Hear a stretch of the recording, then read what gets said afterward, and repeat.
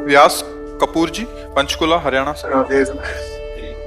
पूज्य महाराज जी, आपके चरणों में कोटि कोटि प्रणाम। महाराज जी, मेरी आयु 76 वर्ष है। अपने जीवन काल में मैंने परिवार में पूज्य दादी, पिता, माता, संबंधियों के अतिरिक्त हाल में ही अपनी पत्नी का देहावसान देखा।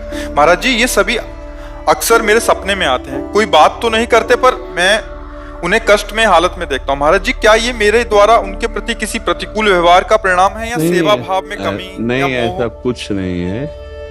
ये स्वप्न 3 प्रकार के होते हैं। एक होता है जिनसे हमारा मानसिक संबंध रहा है, बिना किसी कारण के कल्पनात्मक उनके दृश्य उपस्थित करना। एक होता है जिनका कोई अस्तित्व नहीं, ऐसा स्वप्न आना। और एक होता है भागवतिक, किसी महापुरुष का आगमन होना।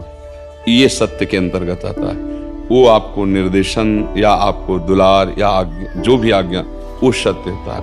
अब ये मन बहुत से संस्कारों से, संबंधियों से जुड़ा है, तो आप देखो कोई इतना ही स्वप्न थोड़ी आता है, कितने स्वप्न आते हैं जिनका कोई मतलब नहीं है। ऐसे ही ये परिवार के सने संबंधियों का जो आता है, उससे दुख सुख का लेना देना नहीं है।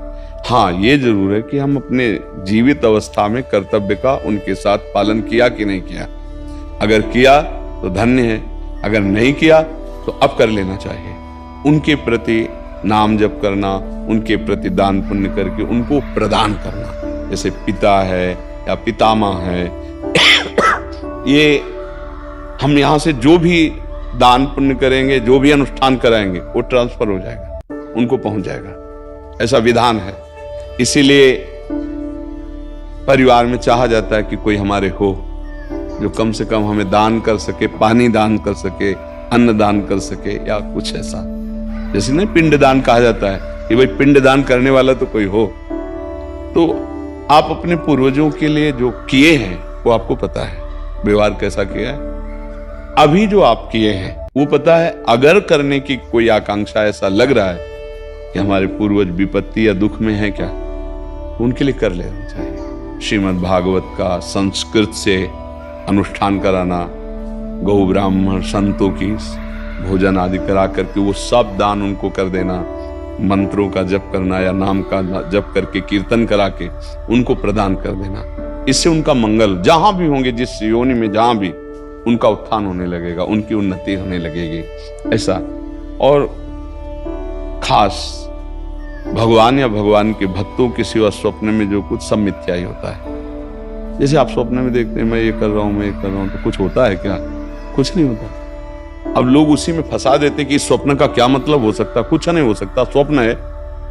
राजा जनक जी एक बार सैया में पड़े सोए और स्वप्न देखला कि हमारा सारा राज्य छिन गया और मैं एक भिखारी बन गया और बहुत भूख लगी। अब मांगे तो थोड़े से चावल और दाल मिला, तो मटकी में, मिट्टी के पात्र में उन्होंने लकड़ी बीन करके खिचड़ी पकाई।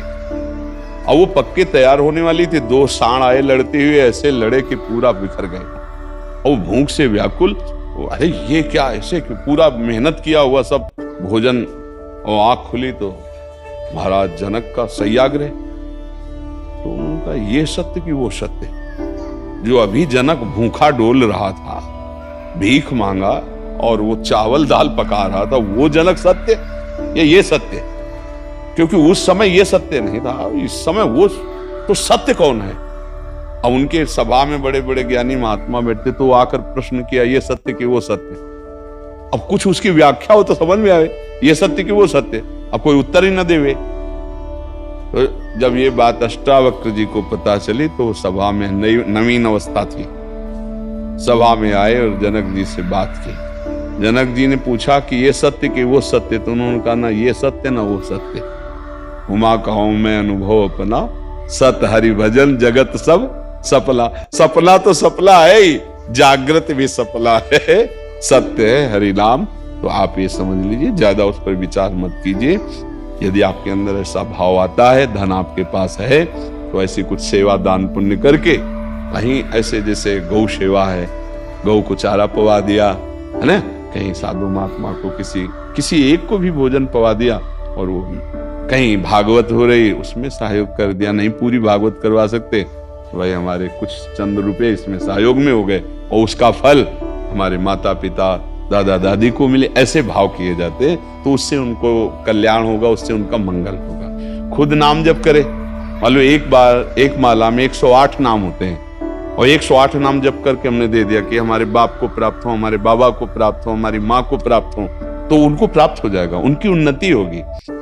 एक नाम भी कल्याण कर सकता है, इसलिए स्वयं करे, अर्थ के द्वारा ऐसा करके कर दे, और बकाया ज्यादा स्वप्न का विचार न करे, ये व्यर्थ होते हैं। हाँ, कोई संत महात्मा है, भगवान का आदेश दे, वो बात अलग होती है, बकाया सब व्यर्थ होते हैं। ये व्यर्थ में फंसो मत। अगर स्वप्निक विचारों वालों से बात करोगे तो आपको फंसा देंगे। कुछ नहीं है, जब जागृत स्वप्न है तो फिर स्वप्न तो स्वप्न ही है। भगवान शंकर कह रहे, उमा कहूं मैं अनुभव अपना सत हरि भजन जगत सब सपना। समझ रहे आप?